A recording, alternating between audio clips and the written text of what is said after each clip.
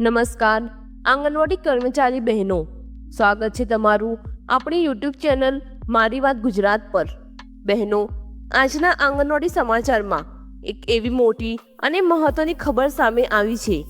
જેને સાંભળીને માત્ર ગુજરાત નહીં પરંતુ સમગ્ર દેશના આંગણવાડી મધ્યાહન ભોજન અને અન્ય માનદ વેતન પર કામ કરતા કર્મચારીઓમાં નવી આશા અને નવો જુસ્સો ઊભો થયો છે,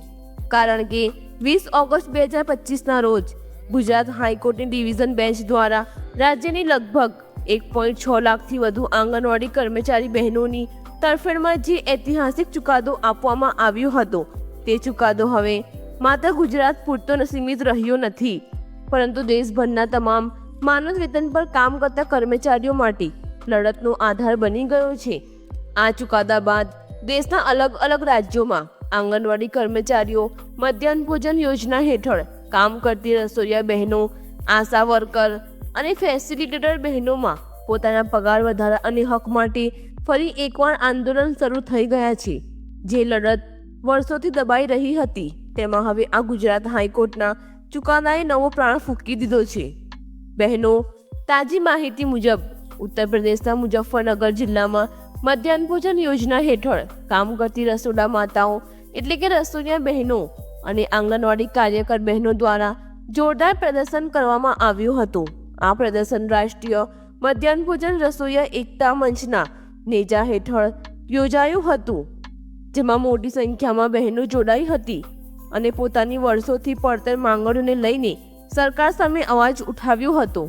આ પ્રદર્શન દરમિયાન બહેનો દ્વારા એક આવેદનપત્ર સબ ડિવિઝનલ મેજિસ્ટ્રેટ એટલે કે SDMને સુપરત કરવામાં આવ્યું હતું। આ આવેદનપત્રમાં બહેનોની મુખ્ય માંગણીઓ સ્પષ્ટ રીતે રજૂ કરવામાં આવી હતી, જેમાં સીધી ભરતી કરવાની વ્યવસ્થા, 60 વર્ષની ઉંમરે અડધો પગાર પેન્શન રૂપે આપવા, જિલ્લા સ્તરે યોજનાના કરારો બંધ કરાવવા, માનદ વેતન દર મહિને પહેલા અઠવાડિયે સીધું વ્યક્તિગત ખાતામાં જમા કરાવવું, શાળામાં ફરજ દરમિયાન કોઈ અકસ્માત થાય તો 5 લાખ રૂપિયાનું વીમા કવર આપવું અને સૌથી મહત્વપૂર્ણ માંગણી તરીકે ઓછામાં ઓછું 15,000 રૂપિયાનું માસિક માનદ વેતન નક્કી કરવાની માંગ સામેલ હતી। સાથે સાથે આંગણવાડી કાર્યકરોના લાંબા સમયથી બાકી રહેલા પગાર તાત્કાલિક ચૂકવવાની માંગ પણ જોરદાર રીતે ઉઠાવવામાં આવી હતી। બહેનો, આવેદનપત્રમાં એવો આક્ષેપ કરવામાં આવ્યો હતો કે કેટલાક સમિતિના પ્રમુખો વર્ષોથી બહેનોની માંગણીઓ સરકાર સુધી યોગ્ય રીતે પહોંચાડતા નથી અને ઉલટા બહેનોને આંદોલનથી દૂર રાખવાનો પ્રયત્ન કરે છે। તેથી બહેનો દ્વારા એવી સ્પષ્ટ માંગ કરવામાં આવી કે આવા પ્રમુખોને હટાવીને સીધી સરકારી વ્યવસ્થા અમલમાં લાવવામાં આવે, જેથી કર્મચારીઓના હક માટે કોઈ વચ્ચે અવરોધ ન બને। આ પ્રદર્શન દરમિયાન મોટી સંખ્યામાં આંગણવાડી કાર્યકર અને રસોઈયા બહેનો હાજર રહ્યા હતા અને તમામે એક સ્વરમાં સરકાર સામે પોતાની વર્ષો જૂની માંગણીઓ ફરી એકવાર દોહરાવી હતી। બહેનો,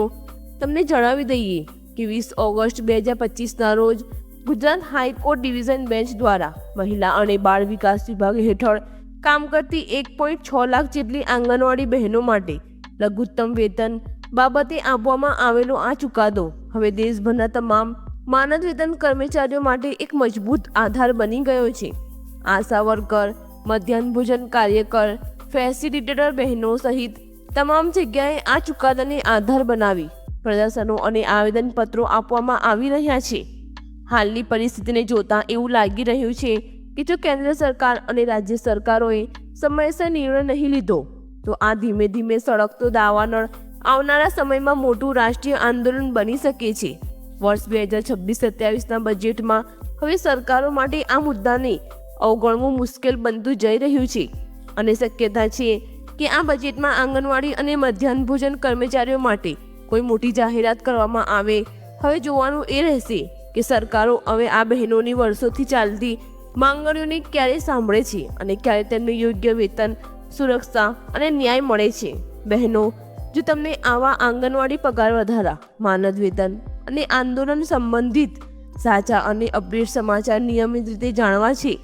તો હમણાં જ અમારી ચેનલ મારી વાત ગુજરાતને સબસ્ક્રાઇબ કરો, બાજુમાં રહેલું બેલ આઇકોન દબાવી ઓલ નોટિફિકેશન ઓન કરી લો અને આ વિડીયો તમારી બીજી બહેનો સુધી જરૂરથી શેર કરજો।